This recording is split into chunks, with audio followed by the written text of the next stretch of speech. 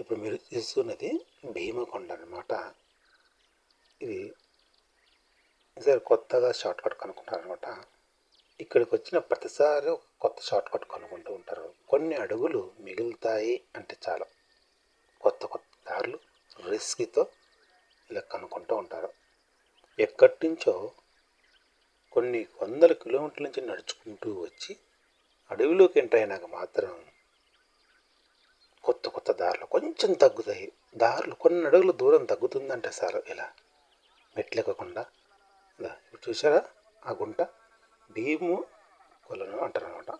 భీముడు గదతో కొడితే ఏర్పడినటువంటి గుంట అన్నమాట.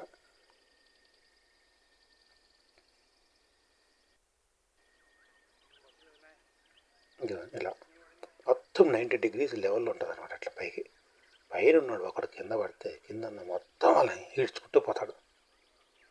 కానీ అలా ఎప్పుడు జరగదు దేవుని దయ వల్ల.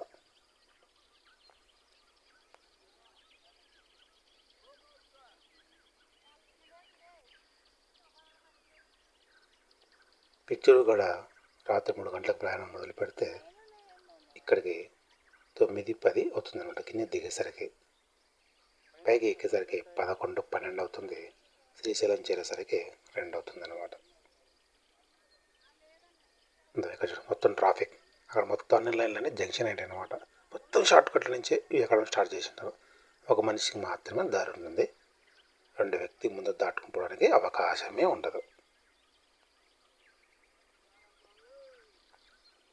మెట్లు దారి కూడా ఉంటుంది, హ్యాపీగా రావచ్చు. కానీ 1 కిలోమీటర్ అనేది దూరం పెరుగుతుందన్నమాట. ఎందుకంటే కొద్దిగా లేట్ అయితే అక్కడ శివుడు డోర్ క్లోజ్ చేసి తన సొంత ఊరికి వెళ్ళిపోతాడు కదా. ఆ భయంతో వీళ్ళు కింద మీద పడి కొత్త కొత్త దారులు చూసిన అక్కడొక దారి ఇక్కడొక దారి ఇక్కడొక దారి మొత్తం 3-4 దారులు ఒక చోట చలుస్తాయి. అక్కడ మొత్తం జంక్షన్ జామ్ అవుతుంది, ట్రాఫిక్ అవుతుంది. ఒకరి తర్వాత మాత్రమే ఒకరు పోవాలి. ఎదుగో చూసారా ట్రాఫిక్ మొత్తం ఎలా బంద్ అయిందో.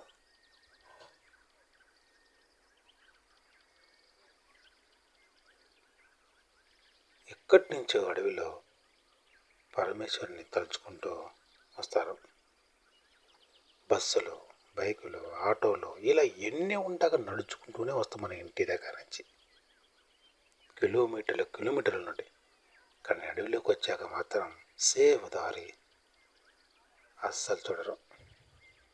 2-3 అడుగులు తగ్గుతుందంటే చాలు ఎగబడుకుంటూ మీద పడుకుంటూ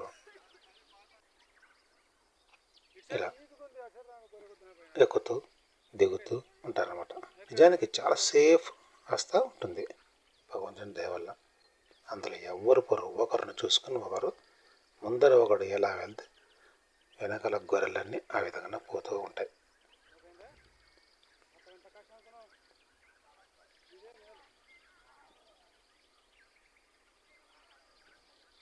అమ్మాయ ఇప్పుడు కొంచెం ఎక్కినారనమాట. లోయలో నుండి కొంచెం బయటపడినా. ఇక్కడి నుంచి మెట్లు ఉంటాయి. అయినా కూడా కొంతమంది మాత్రం మెట్లు ఎక్కుతుంటారు అనుకోండి. మిగతా వాళ్ళు ఫాస్ట్గా పోతుంటారు. ఎందుకంటే శివుడు వెళ్ళిపోతాడు కదా కైలాసానికి, అక్కడ ఉండడు. అట్లా తొందర దర్శనం చేసుకోవాలని పాపం. దాని బదులు బైక్ బస్సు మీద రావచ్చు కదా, నడుచుకుంటూ రావడం ఎందుకు చెప్పండి. అమ్మయ్య ఎలాగలాగా కష్టపడే భీమకొండని 10% మాత్రం ఇప్పుడు ఎక్కాం. ఇంకా 90% ఉంది.